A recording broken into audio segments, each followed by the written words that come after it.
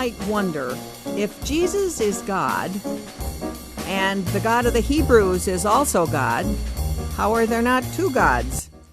And if you add the Spirit to that, how are there not three gods? Of course, we got the Trinity out of this, but how was it handled in those early days?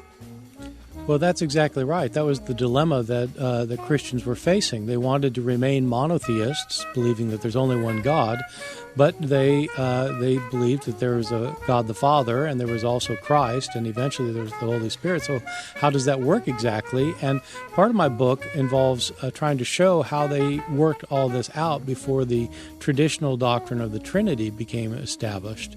One of the views, for example, that was very popular for a long time and was held by the leadership of the Church of Rome, in other words, the early popes, was the view that scholars have called modalism. These people who held this view maintained that God existed in three modes. Some of them were very popular, and for a while were the solution. There's a solution that was very common at the end of the 2nd century. That was held widely by lots of people, including apparently bishops of Rome, who were, so today we call them the Pope. They weren't called popes yet, but these would be the early popes who held this view. We know this because the enemies of this view admit it. And this view is called a number of different things. The term I tend to use is modalism. And it's called, I didn't invent that term, that's just the term, but the term modalism refers to God existing in three modes of existence. This is a way to solve the idea that the three are one. And so it's all the same God, but it's in three distinct modes of existence. That solves the problem. Then you got these three people, they're all God, but they're all just modes of the same thing. This view, as I said, was hugely popular, but it got demolished by theologians at the end of the 2nd and into the 3rd century. Demolished, at least in the eyes of people who didn't hold to it.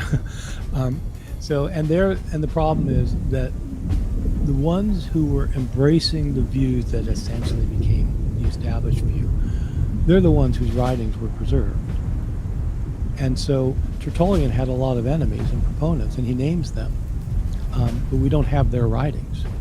And so they obviously didn't agree with him, and they probably said nasty things about him like he did about them, and they probably had very strong arguments, but we don't have them. So we don't know how they were received at the time. But eventually, for a number of historical reasons and a lot of historical contingencies, one view ended up winning out, and then these people who won those debates that we call the orthodox Christians, or in this context, when you say orthodoxy, you're not actually meaning what the term technically means. Technically, the term orthodoxy means the correct belief. And when historians are talking about who's right and who's wrong, they're not really talking about who's right, who's wrong. It's not their historians who are studying ancient theology don't have any particular access to the Trinity other than anyone else. So they're not really saying that that's the right opinion. They're saying that's the opinion that became the dominant view, this orthodox view. And so this orthodox view, as it developed later, then people who held that view claimed earlier predecessors, and Tertullian would have been one of them. How then did it come to be orthodox teaching?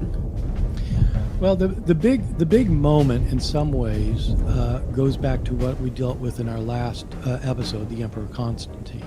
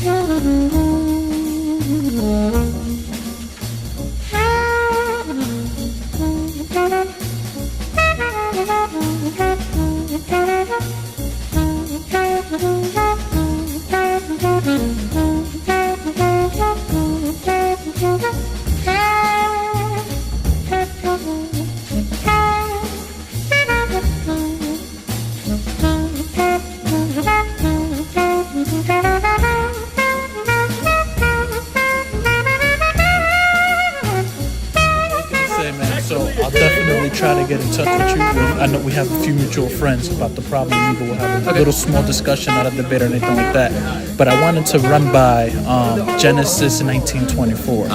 Genesis 19:24 calls Jesus Yahweh. It says Yahweh in heaven to Yahweh on earth. Genesis chapter 18 says that the Lord was with Abraham and the Lord was talking to Abraham. It makes a distinction in Genesis 19:24 where it says that there was a Yahweh in heaven and there's a Yahweh on earth. So would you say that that's something that would, lead to certain evidences, or are you looking more so where Jesus said it in the New Testament, or do you not consider the Old Testament? Well, okay, so I need to know what those...